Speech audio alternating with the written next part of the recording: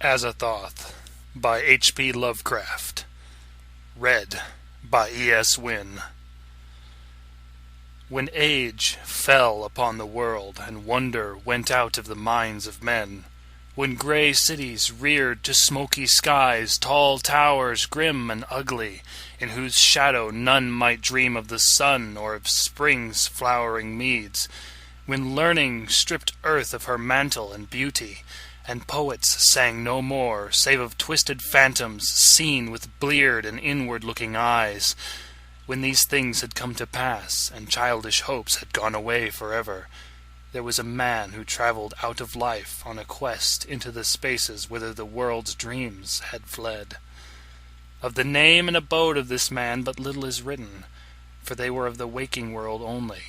yet it is said that both were obscure. It is enough to know that he dwelt in a city of high walls where sterile twilight reigned, and that he toiled all day among shadow and turmoil, coming home at evening to a room whose one window opened not on the fields and groves, but on a dim court where other windows stared in dull despair. From that casement one might see only walls and windows, except sometimes when one leaned far out and peered aloft at the small stars that passed. And because mere walls and windows must soon drive to madness a man who dreams and reads much, the dweller in that room used night after night to lean out and peer aloft to glimpse some fragment of things beyond the waking world and the greyness of tall cities. After years he began to call the slow-sailing stars by name, and to follow them in fancy when they glided regretfully out of sight, till at length his vision opened to many secret vistas, whose existence no common eye suspects,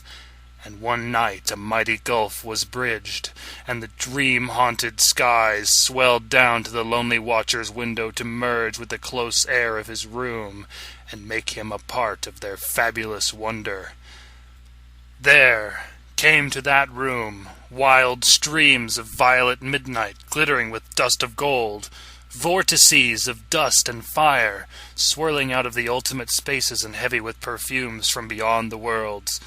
Opiate oceans poured there, litten by suns that the eye may never behold, and having in their whirlpools strange dolphins and sea nymphs of unrememberable deeps.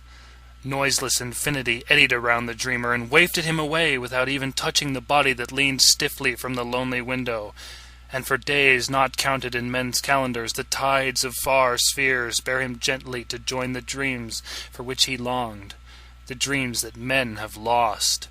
and in the course of many cycles they tenderly left him sleeping on a green sunrise shore, a green shore fragrant with lotus blossoms and starred by red camelotes.